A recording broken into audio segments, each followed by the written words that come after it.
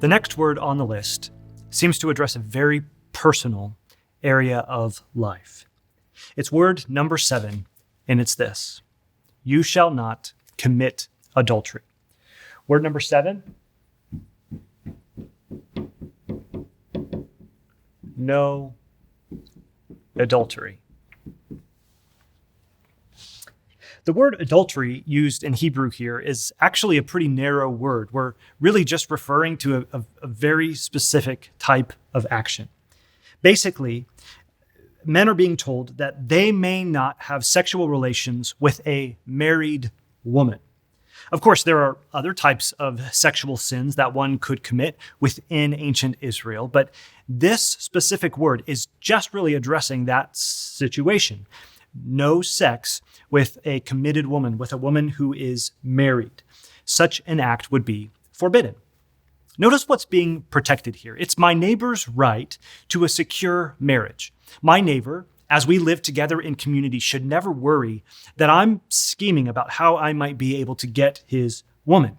In some ways, this is a very private matter, right? We live in a world where the sort of received wisdom says, what I do personally and what I do sexually is my own business. But I think all of us know in practice, this is rarely the case. All of us believe that these issues really are more important than just personal things. I mean, just even look at how our culture treats the explosive nature of sex scandals from government figures or celebrities, right? It gets blasted all over the news websites or even over social media. I think the reason is because there's this inherent realization that we have that while we might like to say that what you do sexually is your own private business, we actually know when people get married, they make a covenant commitment to each other. This is a personal commitment, and any breach of that commitment is a severing of trust. It is serious business. In fact, it seems that the banning of adultery stems from the very act of creation itself. When man and woman were created, God brings them together. He says the two are united into one. There's something about their union together that actually images God. They reflect the nature, the image of God himself. The two become one flesh. And so, by issuing this word, it almost seems like Yahweh is trying to protect the people, not just from the social chaos that would ensue if everybody felt like they could just take whatever woman they wanted, whenever they wanted, but also he seems to be protecting this covenant relationship that they have made together in the union of marriage. I think this is one of the texts that has the clearest connection to another section of Deuteronomy.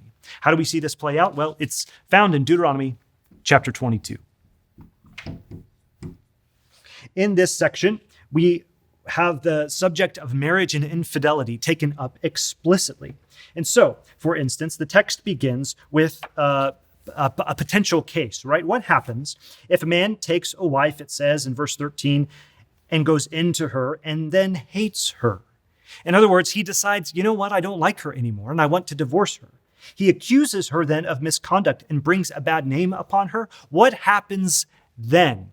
Well, the text makes it very clear about what's supposed to happen. If he accuses her of being unfaithful before they got married, that she had sex before we got married and I didn't know it, and then I brought her into our marriage, and then I discovered that she'd had marital sexual relations outside beforehand, and now there's this problem. And so if that's what she is accused of, well, then they bring out her mother and father. You see, on the wedding night in ancient Israel, after the man and the woman slept together, then the bloody sheet would be brought out, and the woman's mother and father would keep that as sort of a sign, as a proof of her virginity when she was first married. And so in this case, it's rather graphic, but in this case, that sheet is brought out, and if it's proven that the woman was in fact a virgin when they were married, if it's proven that the man is in fact lying, then he's brought out and he's whipped in the sight of everyone. You see, it's a very serious business to accuse someone of cheating.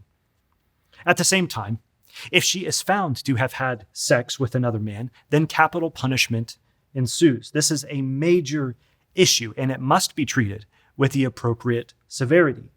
Now, if someone wants to excuse someone, some party, in the process of sexual misconduct outside of marriage, they can't. In fact, the text makes it very clear that if someone sins in this way, if someone has sex with a committed woman when they are not their spouse, that person must die. It's almost as if this is an offense committed against God. The sexual act is sacred, and the violation of the appropriate expression of that act is absolutely prohibited. Now, Deuteronomy 22 goes on to talk about what happens in specific instances where individuals would have sex. And it seems that all of this concerns the fidelity of the partners within the marriage relationship. Maybe some of it seems a little bit barbaric to us. Maybe some of the punishments seem a little bit extreme to us. I think that's okay. I think our culture has moved beyond some of the strict enforcement here, much like the culture in Jesus' day had moved beyond some of the strict enforcement here. But I do want us to make sure that we're listening to what kind of community that sets up in ancient Israel. This has incredible implications for communal life. I wonder if we today take these issues as seriously as Yahweh took them. I mean, we can even think about Jesus' words about adultery. Think about the Sermon on the Mount, Matthew chapter 5, verses 27 and following. It says this, "You have heard that it was said, 'You shall not commit adultery.'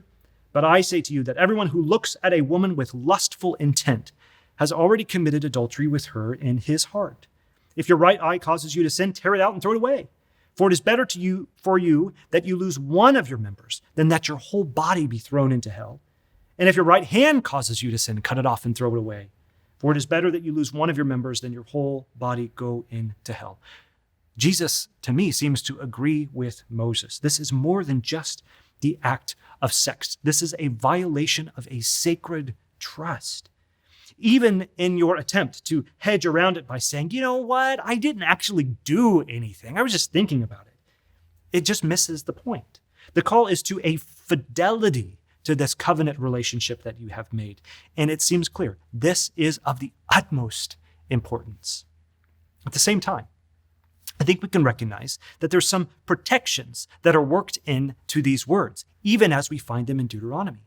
In fact, I appreciate what Daniel Block says about this as he reflects on Deuteronomy chapter 22 and all of these different words about how you need to make sure that you're taking care of different situations of sexual infidelity. He says this, "Though these texts do not gloss over sin committed by the female, their primary concern is to rein in abusive and abominable male behavior, slandering and then seeking to get rid of a wife, adultery with a woman betrothed to another man, degrading a woman betrothed to another man, degrading a virgin, and then finally, abusing one's father and stepmother." The moral trajectory reflected here characterizes the entire book of Deuteronomy. In other words, in ancient Israel, a culture where the man is the one who is primarily responsible for the leadership of the family, the problem for abuse is most likely to be found with the man, with the guy.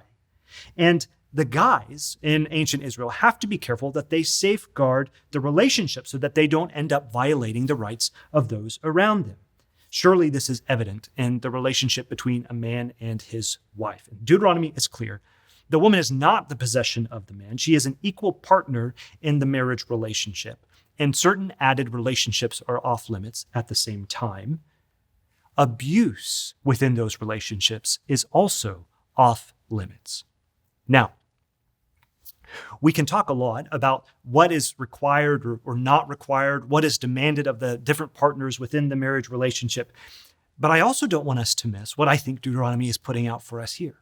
Love and sex within marriage is a beautiful thing. Frequently, we hear people warn us of the dangers of sex outside of marriage. In fact, I think listening to the way that some Christians talk about it, people could get the impression that God really is opposed to sex altogether. Of course, nothing could be further from the truth, right? God invented sex. God blessed the act of sex. And God's favor is on a healthy expression of sexuality as it finds itself working out within the marriage relationship. I think one of the most helpful pieces for us to really wrap our minds around this is the book of Song of Songs. As we read this love story, which I read as a story between two lovers, we are caught up into this wild world of love. In a Song of Songs, love is almost pictured like this wild and untamed beast. And frequently in the song, the woman finds herself overwhelmed with the emotions of love or exhausted by experiencing love. And several times she issues this strong warning to the daughters of Jerusalem. She says, "Don't awaken love until it is ready, until it is time." The celebration of this marriage relationship, I think, in the Song of Songs, helps us understand the beauty of these texts in Deuteronomy. Moses is opposed to anything that would get in the way of a couple experiencing the beauty of sex inside of marriage the way that God intended. An illicit sexual experience may seem exciting in the moment, but the consequences of that are bitter as death. So stay away from those temptations and make sure you keep the marriage bed pure. So, for us today, what does it look like to shema, to listen to these texts? I think there's a few different ways we could go about doing that. First, perhaps we need to recover a sense of the sacredness of marriage and, in turn, the sacredness of sex. In our hearts, perhaps we should hear these words from Deuteronomy as a call to take the marriage relationship and to take the marriage bond more seriously. But beyond that, surely there's few things that make us feel more irrelevant in a pickup culture than outdated, no sex outside of marriage norms. But the reality is, there is incredible wisdom and beauty in waiting. Sex reserved for marriage is a wonderful, glorious, and incredibly enjoyable thing. There is so much good waiting in a marriage sexual relationship. There's so much good to be had. If you are exclusively paired with just one other person, why would you want to ruin it with these cheap alternatives? I think just like so many in our culture, so many non-religious people in our culture are beginning to realize that, you know what, pornography may not be the best thing for our hearts and minds. So I think the church can be a voice to call people back to the beauty of sex within marriage and to call people away from some of these cheap alternatives that our culture would like to offer. Waiting is not weakness. Maybe the church can be a voice that calls people back to the beautiful thing that this was intended to be. I think then there is a sense here which we can hear these words to rein in as well any tendency we might have to abuse our power. When our cultural position places us in authority, may we work hard to protect those who we are in authority over. And if we do this, I think we can begin to actually live out the words of Deuteronomy. And all of this can work for the glory of God.